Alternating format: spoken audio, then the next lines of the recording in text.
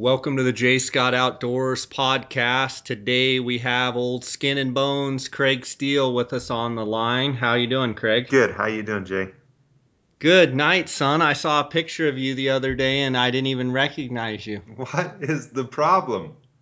You look like you were look exactly like you did when you were 16. Yeah, my wife told me I was too skinny too. I feel good.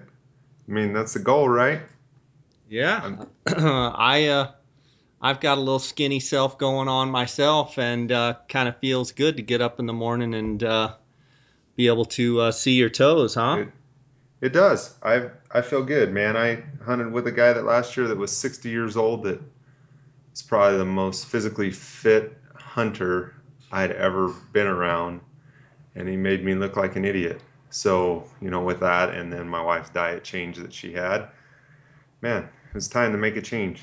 So I made a change, and it's funny. Some people are really like, "Whoa, what's wrong with you?" And then, Are you sick? yeah, exactly. And then, other people are like, "Oh man," most of them aren't. "Oh, you look good." Most of them are kind of like, "Oh, what's wrong with you?" Like, I mean, there's nothing wrong with me. It's just, How much weight would you say from your peak fighting weight have you lost? my wife doesn't think I'm 225 pounds, but I think I'm 225 right now, down from 255, so 25 pounds. Yeah. Nice. What's up with you picking on bald guys? Let's What? get right to this. On your Instagram, you put a picture and picking on bald guys, so I'm ready to have it out with you right now. You only pick on people that or things that you see in your future, or at least me. And luckily, I'm tall, so most people don't see my bald spot on top of my head, and I wear a hat a lot. But I'm going bald, and so it's just me lashing out at bald guys that don't already shave their head. So Just it's you're just just lashing out, just having a moment. yeah. And Jimmy was giving me a hard time because I hadn't posted on Instagram in a while, and it was just one of those moments where I didn't feel like posting on Insta. So that's what you came up with. Exactly. So I'm like, all right, you're gonna give me a hard time. I'm gonna take a selfie with you in it and your head down, and then jab you a little bit. So, I don't know that I'd get on Jimmy's bad oh side. no, Jude, you don't want to get on Jimmy's bad side. So, He's kind of a gentle giant. luckily, he's if you get to know him, he is a gentle giant, but he is a squirrely giant. So, So I know you're just fresh off the 30 days of elk hunting and antelope hunting. What do we have to say for ourselves? oh man, just for me, it wasn't as a boomer of a season as I had last year.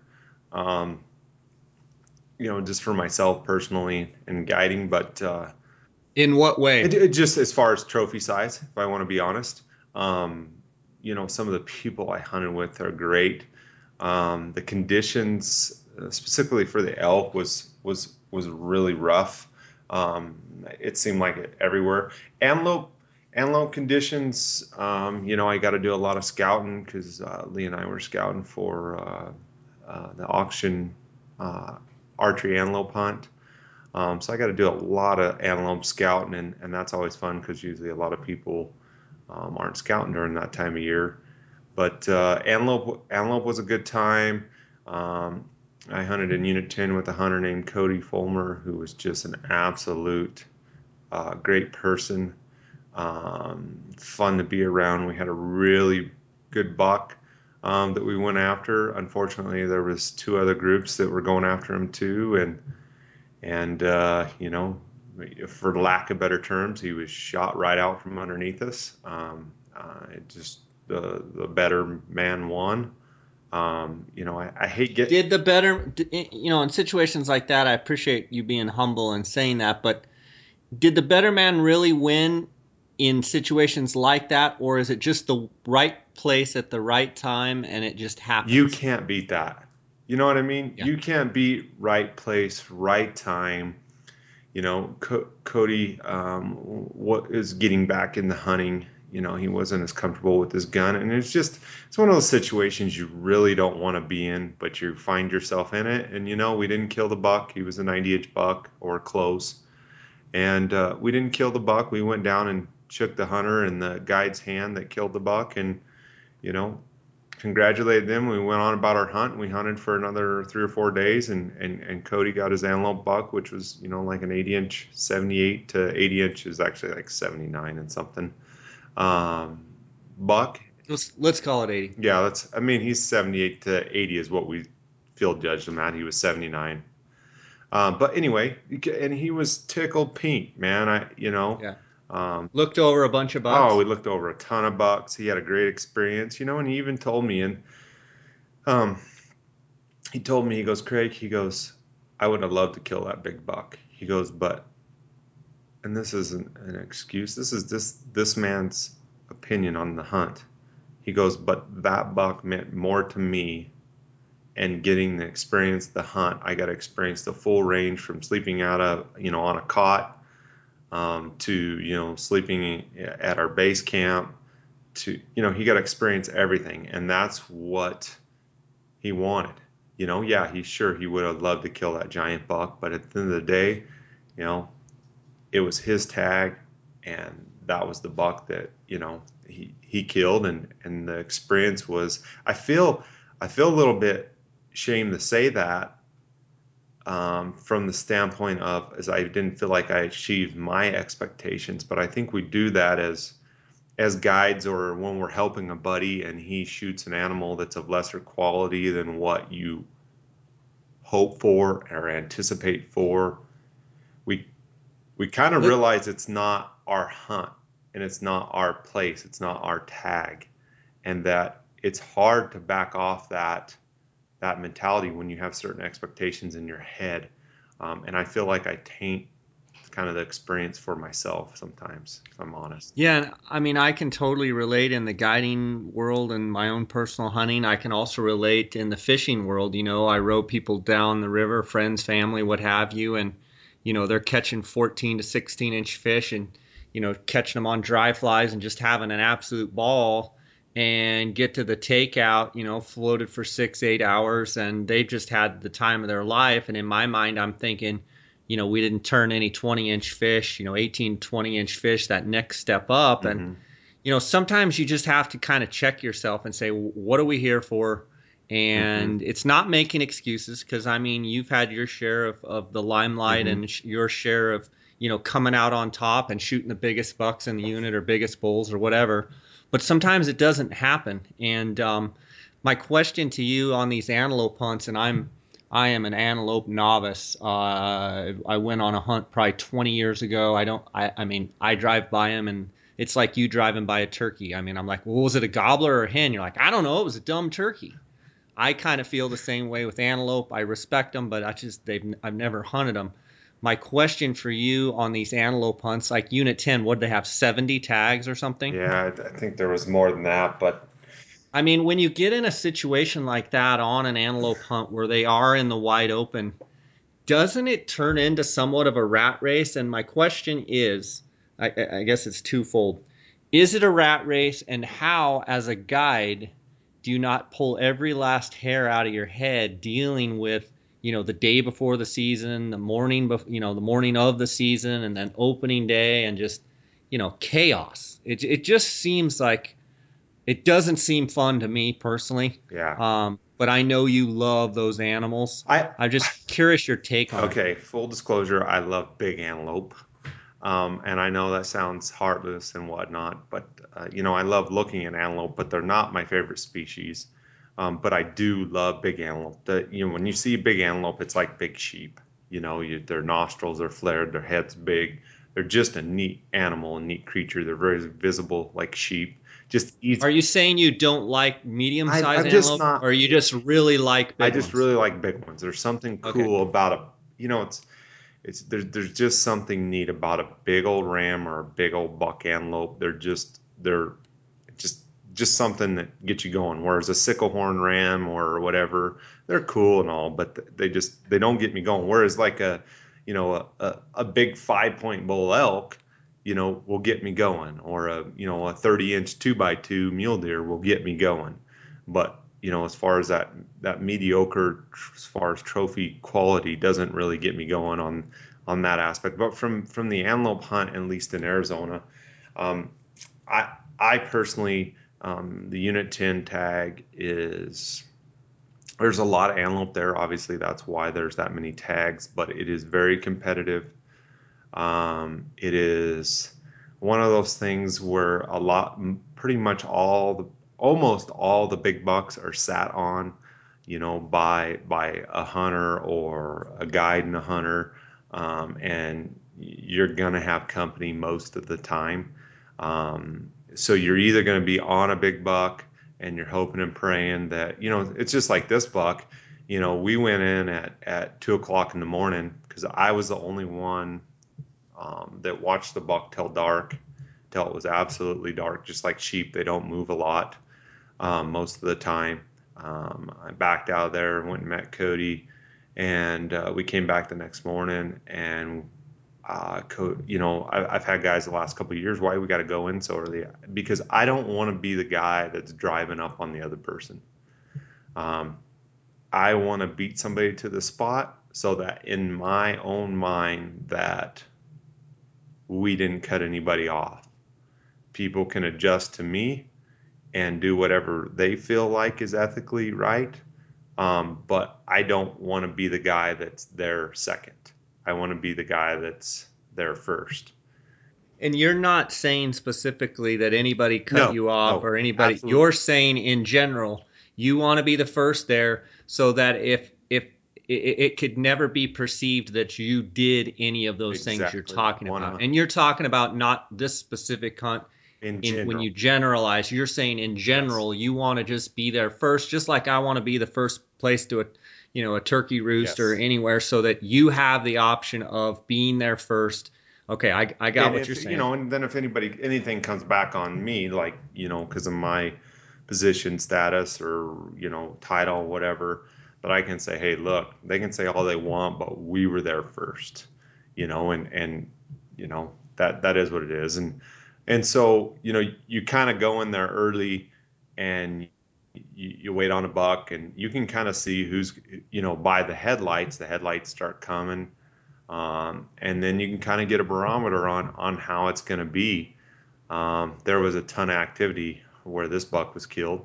And, it just happened to not work out, but it's extremely competitive. It does take away from the hunt experience. After that, that's what I told Cody.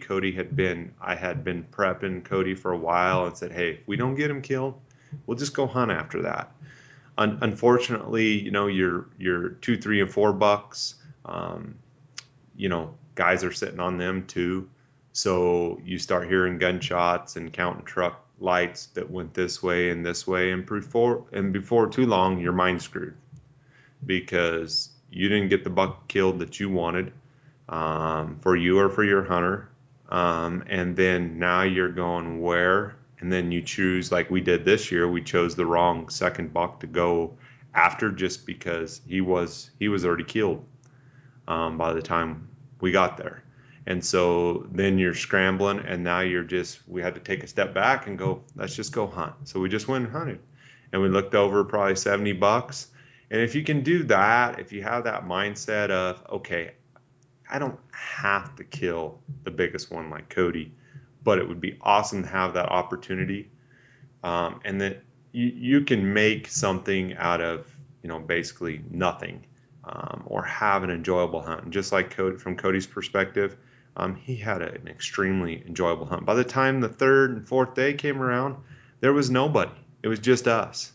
And so, from that standpoint, if you can basically, in the units like Unit 10, Unit 9, 7, some of these other units that have, 30 to, 100 tags, if you can withstand the initial onslaught of bucks going down and not mind screw yourself, you can still go out there and have an enjoyable hunt. Now your bucks are going to be very, very low, as far as your trophy quality, your top end trophy quality is going to be kind of mucked out. So you're gonna have to get a little lucky. and dig up something that somebody didn't see, right place, right time. You know what I mean? Work really hard.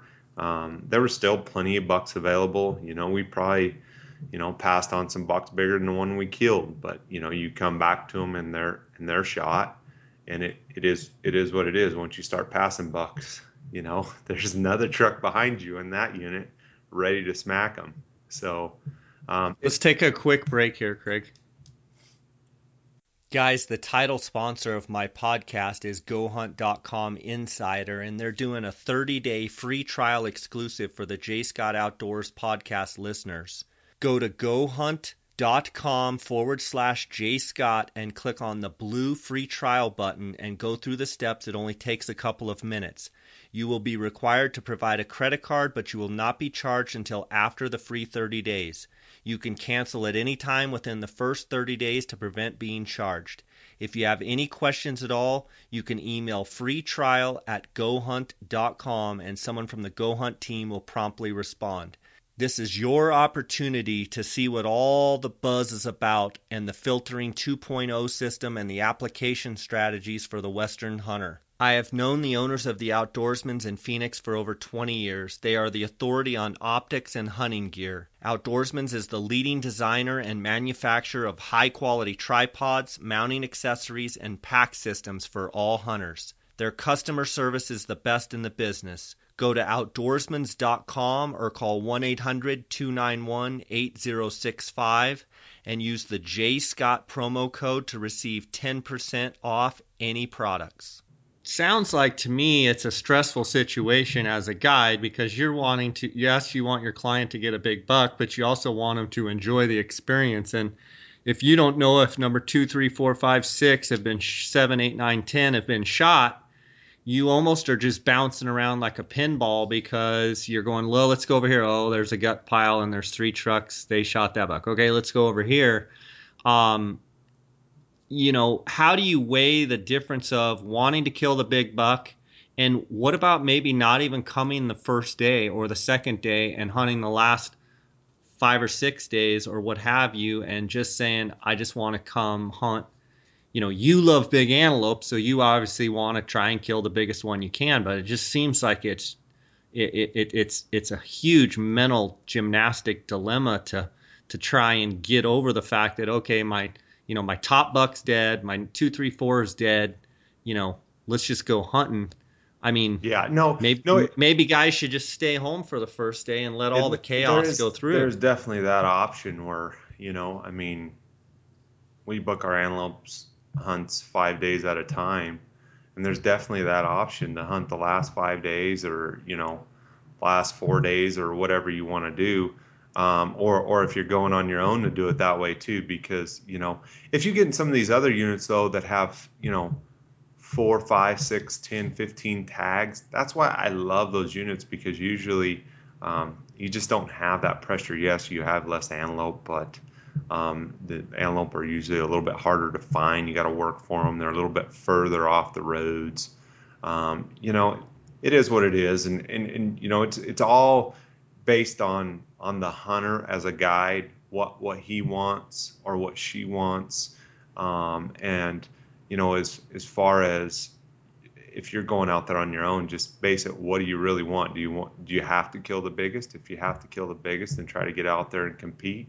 I would tell always people put their best foot forward. I always stress that because those situations can get pretty stressful. This year, there wasn't the 2 other groups of guys that were hunting on this buck. There wasn't really anybody shooting at a crossfire or going in at a weird situation. But last year I had a situation where guys were shooting over. I heard guys were shooting over the top at the buck we killed of each other. And that's the kind of stuff that we don't want to see as sportsmen. It's one of those things where don't let those pressures get to you and basically bend your own morals and ethics to basically get a big buck on the ground. So yeah, no animal's worth getting shot. No. So the you guys are guiding the auction antelope hunter, and he is an archery hunter, and he has not filled. And I know in guiding auction hunters in the past that I've done, and actually guiding the desert bighorn sheep auction hunter right now, you always want to try and get done before the general season. But one of the tricky things with the antelope is some of those antelope seasons start really, really early. Your auction tag won't start till the 15th of the year that the tag is good. And correct me if I'm wrong, but some of the antelope hunts I think have already started general seasons, and then some of them are very close after. Um, I guess now as the smoke clears, what kind of mindset, and I believe there's antelope hunts going on right now in some units as well. Today was opening day. Once the smoke clears, then what do you do? Just try and sort out and find what bucks are left, and then go for quality of hunt and try and isolate on a big buck? Well, the it is a very short turnaround time from the raffle or the auction tag. You only have like 4 days before the archery hunts start, and then you go right into the rifle and muzzleloader, and now you have that break where now the unit 9 and 7 and some of these other late hunts that now started, they'll be done here in a few days. Typically right now a lot of the bigger bucks have already started, their horns have started shrinking. They'll sheath off next month, into next month ish.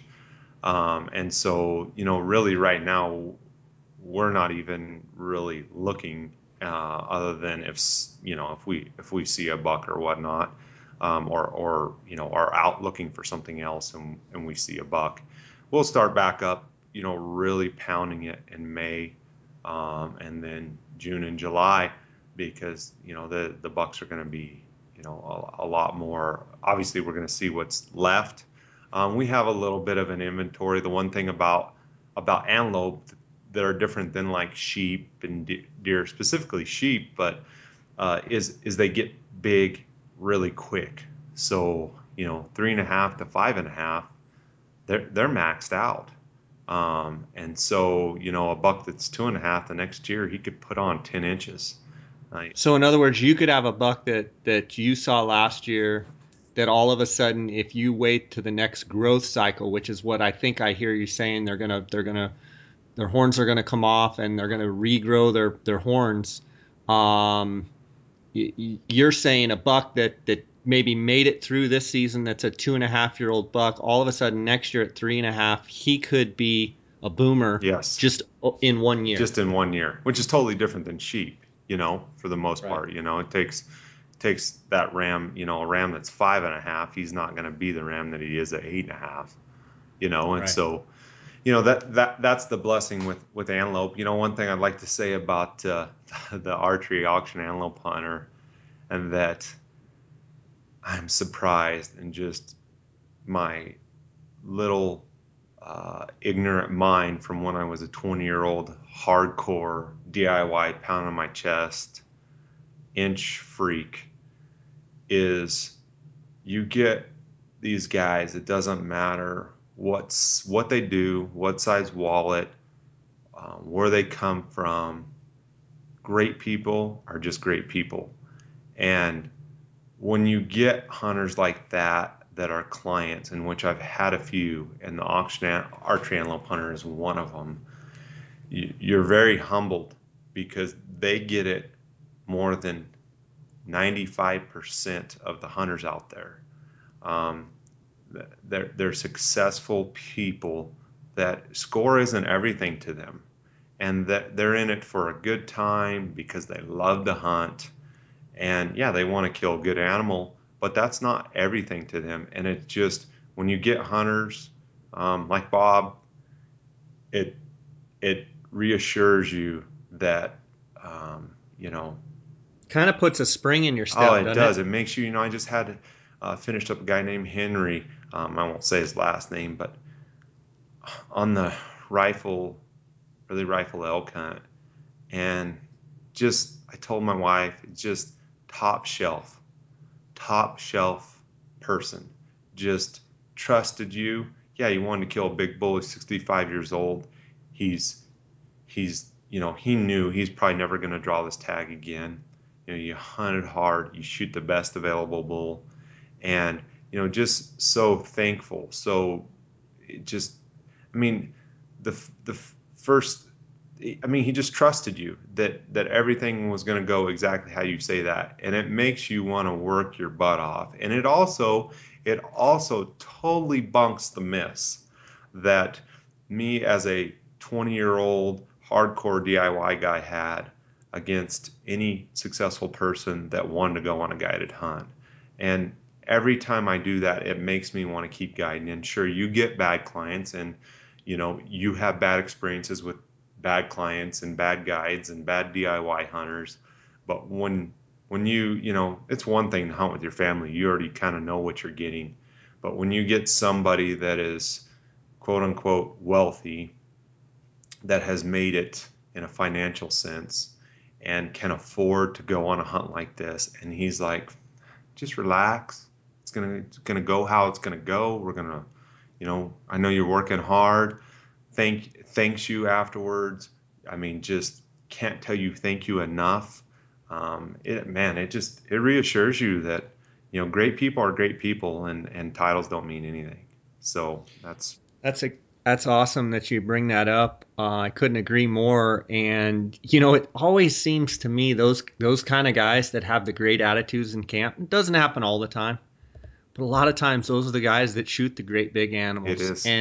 And it just never ceases to amaze me that the ones that are high strung and just wound up and so into, does it score this? Does it score that? And then you got a guy that's just smiling and joking and having a good time and, putting rocks in his guide shoes when he's, not looking. And, it just seems like those guys in 20 years of guiding, it seems like those guys end up shooting the biggest stuff because they're just, I don't know what it is. It's just something mental. It's just, the happy-go-lucky. And I'm not saying intense because, I mean, I can be as Yeah. intense as anybody, but I have to take special note of that and guiding those special people too.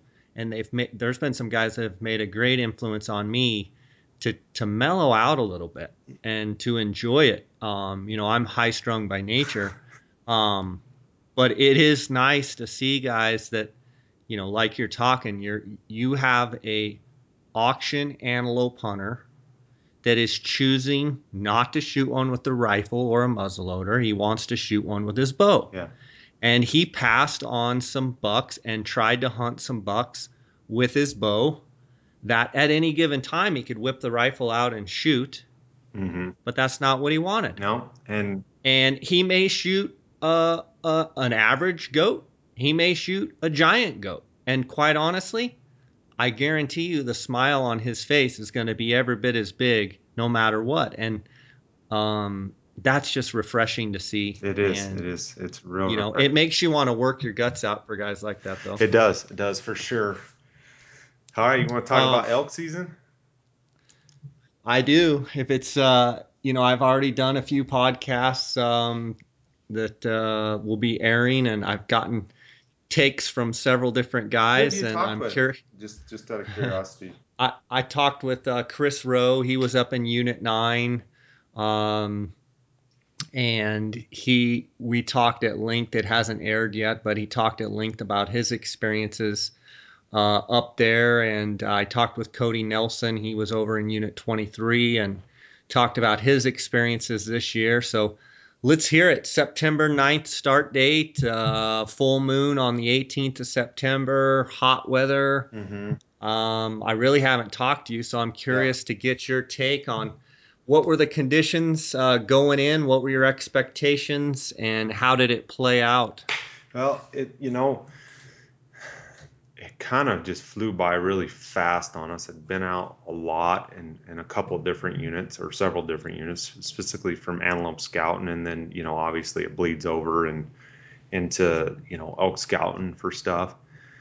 And we've talked about this a lot, and I followed precipitation. I followed it less right now than I ever have, but the monsoon was really weird. And it really flared up the end of June through like the first half of July, and then kind of went kapoo, and then disappeared, and then had some flare-ups, and things got rain, things got precipitation to bring up that feed, and some places didn't.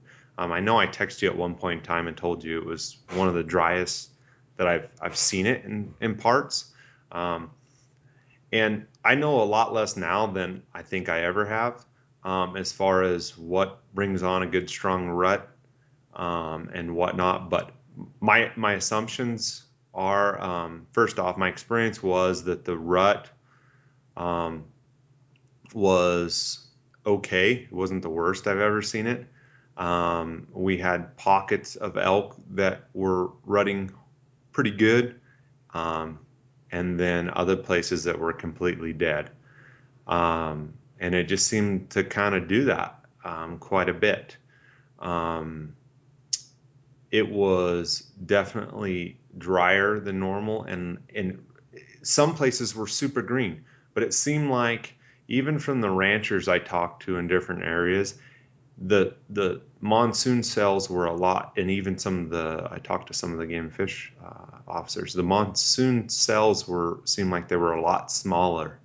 They weren't very widespread, in most areas. And early, I'm a firm believer, until somebody can prove the data against me, that we need a good, strong July.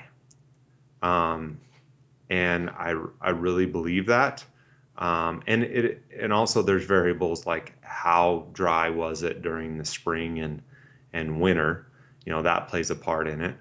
Um, and the reason being, for any listeners, if you look at Google, a few different studies out there as far as elk having, appropriate fat levels, to basically cycle, more consistently and sooner.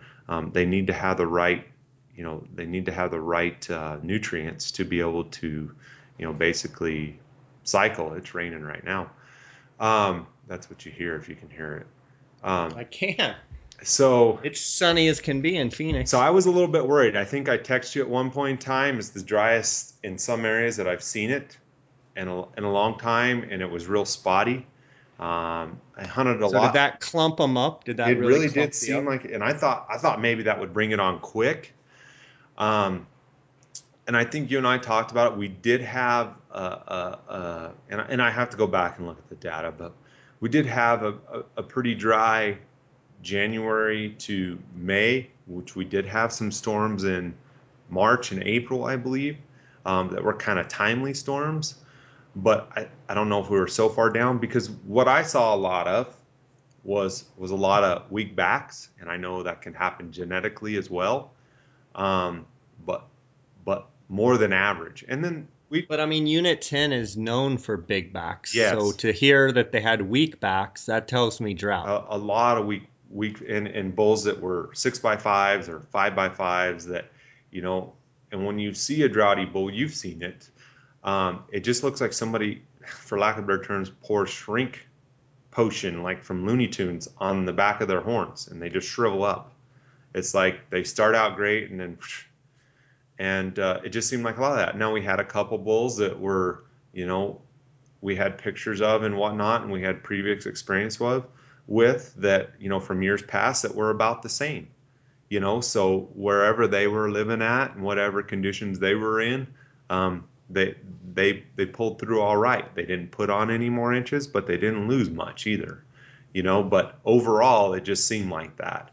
Um, you know, we had a really tough go. We killed one, 360, he's 361 bull, and he looked really droughty to me. Big fronts, 50-inch beams, and just weakened fists in the beams.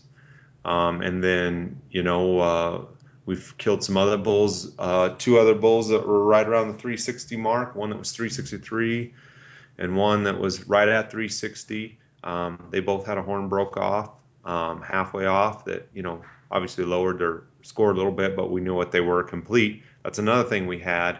The rut was it just seemed like there was less rubs. There wasn't very many wallows. And then for us in pockets, like literally Lee texts me, and I think it was like the seventh day. He goes, our big bull broke his fourth off.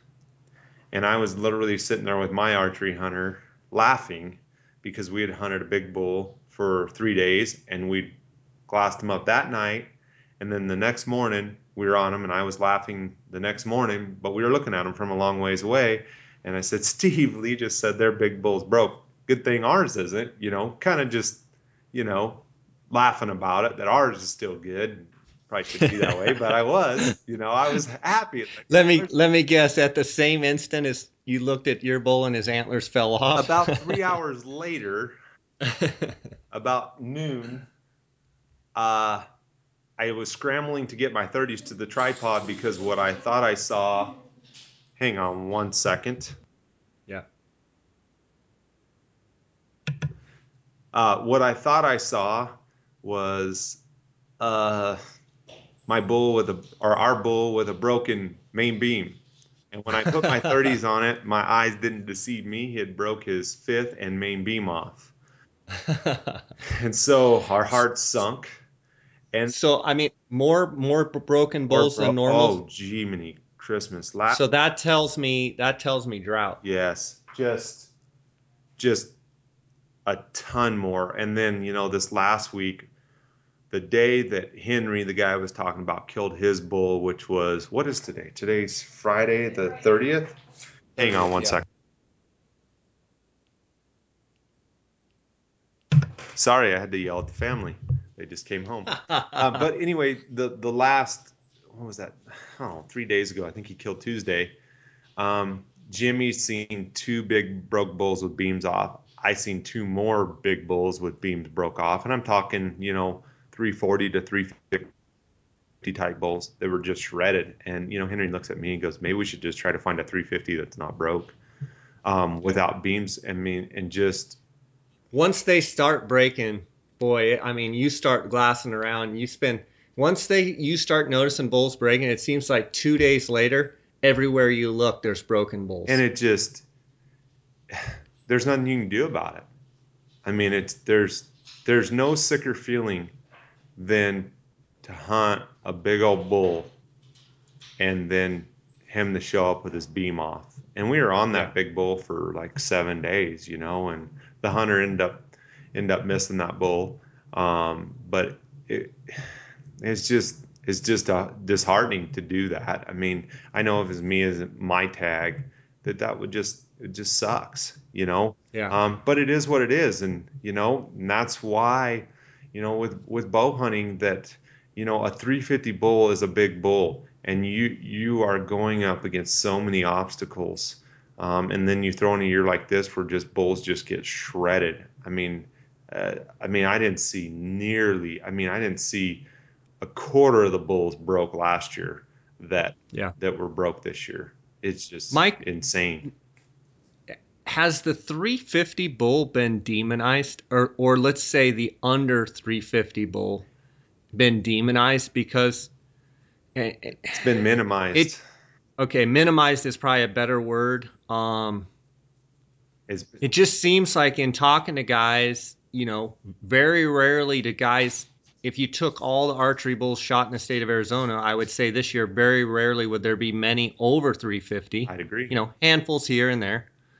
But it seems like it's just, he's only 340. I mean, it's not even a consideration. And, some of this is I've been talking to a bunch of guys since I've been home. Some of it's guys that have never even killed an elk. It is. And especially when you get into bow hunting, I mean, it's bow hunting. And every year is different, and that's what a lot of guys don't understand that don't do it year after year. And this, every year is different. Every situation is different, and just like that, bulls can break. That usually happens towards the second half of the archery hunt, and all that hard work, and like you said, everywhere you look, a bull's broken. And a 350 bull, for people that haven't held one in their hands, to take a 340, 350 bull with archery equipment, if you've never done it, there is no shame in that. Yeah. That is that's better than 85%, 90% of the hunting population will ever kill, and Don't you think though, Chris Rowe and I talked a little bit about this. Don't you think putting in for so many years, human nature to say, I want a 370 bull because I waited 16 or 18 or whatever many years for this tag, it just doesn't really work that way. it does. If you're in tip top shape, if you can shoot, if you're top 5% of archers out there and can shoot, better than 95% of the guys out there, and you know how to be still when an elk's coming in, you know how to stalk quiet as a mouse, and you know when to draw and when not to draw, and when they're looking, and when you know how to get away with it, then I would say, yeah, go for it. But I just feel like people's expectations, and then it ends up ruining their hunt, because all summer long they've been dreaming about this big bull. Mm-hmm. Well, the reality is, practice drawing on a couple 4x5s and a couple 5 points, and get good at your craft, so that when the opportunity does come at the 370 bull, he doesn't see you drawing, or he doesn't see you moving around in the brush, or he doesn't hear you or smell you, or I think there's a lot to it when you're bow hunting. There is, and it really is, and the thing that I don't know that I see is we have built up this thing where all the marketing and whatnot with us outfitters and the TV shows, and and I love everybody's dreaming of a big old bull and wants to kill a 380.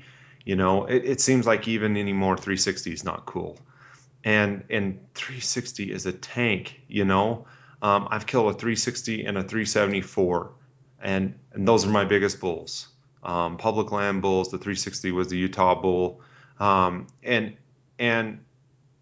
those are big archery bulls. And I'm not saying I'm the best by any means, but I can freaking go get it done with my bow. And that's just the truth of the matter. But even at that, I've got to catch the breaks. I have got to catch a break. It has to, I didn't kill either one of those situations. I didn't kill the biggest bull I was hunting. It just didn't work. You just got done hunting in Utah, and you didn't kill the bull that you wanted to kill. You know what I mean? But you knew that. You'd already killed bulls. And it's hard. It is freaking hard. And I think the wait time and the branding of Arizona, Nevada, and Utah being these big bull states, if guys haven't been there and gone through the failures and know that they become disappointed. And then they start measuring, well, it's not 380, so I'm not going to go after. It's not 370, I'm not going to go after. When, man, a 340 is big, a 350 is bigger, and a 360 is a tank. It's hard. And that's on a great year, on a stellar year, let alone a subpar, weak backs, crunchy grass, no bugling, son of a, what. Yeah.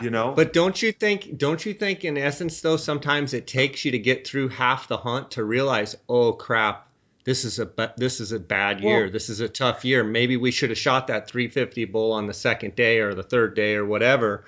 And by the time you realize, oh crap, this is a tough year, everything's breaking, nobody's reporting shooting very good bulls, it's almost too late. It's almost like, I'm guilty of this too with a lot of different hunts, but I think you have to take all of the realistic, your expectations, and then you have to take all of the factors. How's my year? How's my antler growth? How's the conditions? How's the rut? What's the moon going to do? You know what? This year, a 350 bull in Unit 10 might be a pretty dang good bull. Let's, obviously if we know of a big bull, let's go after it. But if you've got a sitting duck out there and you've never killed a bull or never killed a bull over 300, maybe it's the year to say, you know what, let's knock this 345 down on the ground. And you know what? I'll bet you a 345, 350 bull when it's all said and done out of the 100 and what is there, 150 tags in Unit 10. 25% success rate, and that's I'll average the last I'll 5 years. I'll bet you a 350 bull would be in the top 10 bulls harvested in that unit this year. Yep, and it's the truth, and that's the perspective, and it's not a rifle. It's not a rifle hunt. It's not a muzzleloader hunt. Those have their own dynamics. When you talk about a bow, you need to be proficient. You need to be in shape. You need to know when to move, how to move. You need to catch some breaks.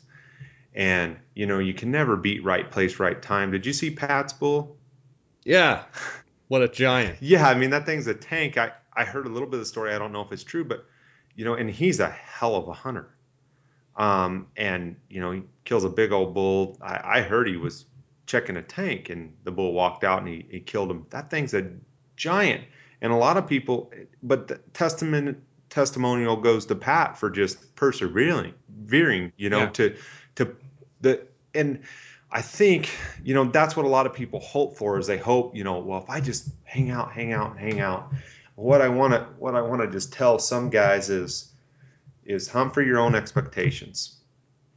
Hunt for your own expectations. Yeah. Stop talking to your buddy or looking on Instagram, looking on whatever. If you're Jay Scott and you're willing to eat your tag because you've killed some big bulls, if you're, so-and-so and you're willing to eat your tag because you've killed some big bulls and you know the game already. But if you haven't done it, stop comparing all that stuff.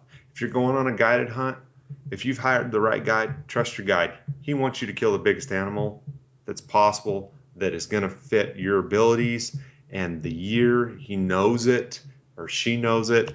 They know what expectations are there and what a good quality animal is for that year. When you don't, you can find yourself behind the 8 ball. And if you're going on your own, talk to some people. Talk to Jay, email him. You can email me, email somebody, that's in Nevada or Utah. Ask them how the year is looking and whatnot. Get a barometer. Then build your own expectations. Don't hunt for anybody else. Hunt for your own expectations, because what I think a lot of guys, they start, hearing these numbers and they're like, well, it may not be available in your area, your unit. They may not be going hard in Unit 6A when they're freaking ripping on the Monroe Mountain in Utah September 8th.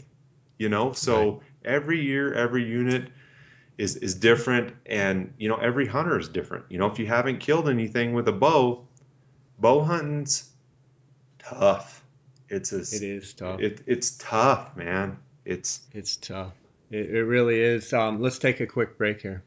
PhoneScope is a company that makes custom-molded, precisely engineered smartphone digiscoping adapters. Photographing wildlife has never been easier. It is simple to text photos and videos from your smartphone and share them with your friends. PhoneScope stands behind their product with a 100% money-back guarantee. Get yours now by using the JScott16 promo code and receive 10% discount on all purchases. Check them out at PhoneScope. That's PhoneSkope.com, or on Instagram at PhoneScope.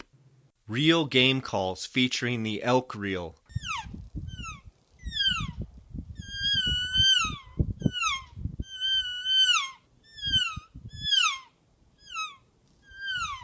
Real Game Calls makes innovative, realistic, and easy-to-master calls using their proprietary, revolutionary design. They are located and manufactured in Gypsum, Colorado. Their calls were designed and battle-tested on some of the hardest hunted terrain on Earth. Check out elkreel.com.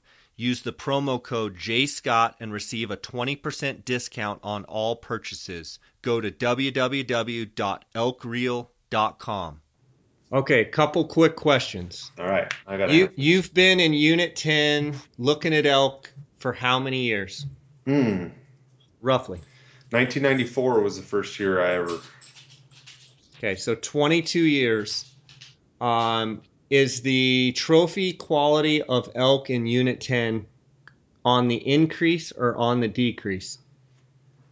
Right now, Unit 10 reminds me of Unit 6A from the early 90s. What do you mean? I mean, a 375 bull, and I'm not going off anybody else but my own expectations because I don't believe half the shit's posted and half the scores that people come up with. And I'm not trying to offend anybody. I'm just going off my own, what I'm I've with seen. you. That's what I want. And a 375 bull or a 370 bull in the mid to late 90s and even early 2000s was a fairly common bull. And what I mean by that is you were probably going to hunt 5 or 6 of those type bulls in a 2-week period on an archery hunt. Nowadays, you're going to be lucky to hunt 1 or 2. I think if the tag numbers stay down, there's a lot of bulls in that 300 to 340 range that next year, because of just how tough it was, and if the tag numbers stay down, I think next year you're going to see a little bit of a bump. But in 2 or 3 more years, if the tag numbers stay down, are you talking specifically bull tag numbers? Cow elk, because they're whacking the crap out of the cows. Yeah, cow elk is just population control. Bull elk numbers, that's what's going to manage, your age class. And there's more hunts now than ever. Back in 1994, I think on that hunt, it was my dad's cousin. I think there was 5 tags between Unit 10 and 18A. Just to put it in perspective, there was 5 archery elk tags between Unit 10 and 18A. So all you young bucks that think Unit 10, there was only 5 tags back then. And so the reality of it is now there's more hunts than ever before. And they really mucked out the age class over the last 5 years. And we've become a more proficient hunter, with technology and scouting and social media and guys helping each other out, whether it be DIY. Well, and not to mention the res is whacking them too. So, I mean, the Unit 10 elk really have no sanctuary. Yeah, and, and for that matter, I think the age class has gone down in Unit 9. I mean, yeah, for sure. I mean, but if they keep the tag numbers down in Unit 10, I think you're going to see a slight bump over the next couple of years. If they don't, But Craig, 100 early rifle permits. There was 40 this year. Okay, so they did drop it to 40. They dropped it to 40. So, which is 60 less bulls being killed because that's a huge deal. I had forgotten about that. Yeah, hats off to the Game and Fish for making that. If they can keep it, so if you're listening to this and if you just want to go kill elk, you can kill cow elk. If you just want to go kill a branch antler bull, you can go to 6A, 5, B. You can go to a lot of different units to do that. If you want some of these better units to have a better quality experience, Unit 10, 9, 1, 3A, 3C, 23 north, south, you need to write into the Game and Fish and say, hey, we want some quality experience. We're waiting 15 years. There's plenty of other opportunity hunts out there. We're waiting 15, 20 years for this one chance of a lifetime. We just want a quality experience. And if you do that, that's going to pull huge weight from the public to do that. Not just from guides, not just from some rogue in-house guy, but from the general Joe Blow that understands you can't just. Everybody wants to tag every year. I want to tag every year, but guess what? It doesn't work that way. It's a limited resource. So that's my opinion. Good stuff. One last question. Full moon, September 18th. Talk to me about the intensity of the rut. Did you see an increase in intensity? Did you see a decrease in daytime activity? Were they working midday? What happened when the moon hit? Man, they bumped a little bit in the midday. Saw a little increase in the midday activity. I think morning was pretty quick. At least the groups of elk that I hunted, the mornings were really quick. Saw a little bit of a midday activity, and then they were, from what I saw, they were bedded down within 45 minutes before dark or before the sun went down. So, we stayed out all day, a couple of days during 3 or 4 day stretch, and we did see elk up. and moving around a little bit. Toward the end of the archery hunt, things really got heated up in some pockets. It just seemed like the cows really broke up about full moon. Full moon is when we started seeing antler breakage, and when big groups of cows started getting busted. But still, man, I just didn't. There just wasn't near the number of rubs, wallows. It it just Do you think they're going to rut late over the next 2 weeks? Do you think if you went up there, do you think they'd be going nutso? You know what's crazy, Jay, is I don't know what Chris saw. I don't know what other guys saw, but really been paying attention to this. Is last year we had elk rutting and bugling in November, and they were like the 3.5 to 4.5-year-old, 6 points that were bugling with cows a little bit. And I know people have seen that and whatnot, but there's a huge difference in calf size. And I really was trying to pay attention to what are the bulls that are rutting getting with. Are they getting with the cows that have the older age cows or calves, the bigger calves? Because those are the cows that cycled sooner, and by any basic logic standpoint, they should cycle sooner this year. Versus, man, there was spotted cows. So what did you notice? Notice that, in my opinion, it seemed like the bulls that were going the hardest were with cows that had bigger calves that were older, and that we had spotted calves that I was seeing the end of August. It was like they bred in first part of November. I mean, in a bunch. That's a great observation. Chris actually observed some similar stuff and was paying attention. It'll be interesting to listen to both of your podcasts and listen to. He talked a little bit about that as well, the age class of the calf. That's a real interesting observation. Really wide, and Lee and I talked about it. And it's like, okay, so does the cycle ever drop back? Does it ever tighten up? Is this a thing that's, I think it would tighten up with good moisture conditions. I think so too. I mean, because I think it has to do with the health of the body. Yeah, I think so too. Does it take 2 years? You know what I mean? Of consistent. I don't know. I don't have that answer. So. Okay, I know you're busy. Toyota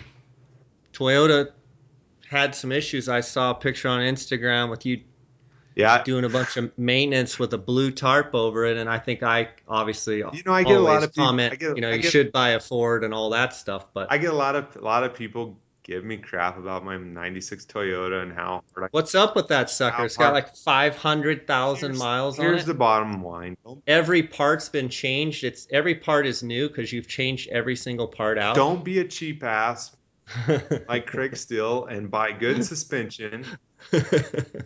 Don't buy. What'd you do? Buy the aftermarket stuff? Don't do that. And especially when you're out there pounding it, going 100 miles an hour on crappy roads, and you won't find yourself in as many situations as I've found myself. So that's the moral to the story. Actually, that's it. That's all. Yeah, this morning, you're just gonna end it with that, with your tail tucked between your legs. This morning I ordered a Grand in suspension, 2-inch lift, 2.5-inch lift, Old Man Emu. So gonna get that all dialed in and then go from there. And the fact is I drive a '96 Toyota to hunt out of most of the time, and it's because I bought it for $4,000, paid for it cash, put money into it, don't have a payment because I would rather spend money on elk tags and other gear that I need, and that Toyota is killer. And that's just. You mean you don't drive a brand new 2016 truck with a $700 payment just so that you can drive around and look cool? If I just had this conversation with my wife. I will never buy a vehicle again for myself that I can't pay cash for. And it's not because I'm wealthy. It's just because I don't want to have bad debt. So. I love it. I live by the same principle. I'm just giving you a hard time. I broke a leaf spring coming out of 23. And the Raptor. And, no, not on the Raptor, on my trailer. Oh. And so I was calling around, seeing if my buddies were anywhere around, and I called my buddy Daniel Franco, and he actually sent Craig Blackburn with a trailer to pick up my Ranger. And in as he was coming to save me, I called Seth Maskey down in Payson, and he came up, and we were both working on that leaf spring and getting it switched out on the trailer. And he's like, "Where's Craig Steele when we need him?" I said, "I know, I know. We need Craig Steele man, here." I miss Seth. Yeah, but you're getting good at Toyota maintenance. You could actually probably be a certified Toyota. I can tear the front end down real quick. So out in the woods. So Lee was pretty impressed. So right on, anyway, buddy. Well, right, man. It was great talking to you. Great to get your insight. Congrats on your antelope and elk success, and look forward to seeing you down the road here. And as always, it's just awesome having you on here, and the listeners just love the podcast with you. So you and Lee are doing a great job. Keep it up, and thanks for your insight. All right, man.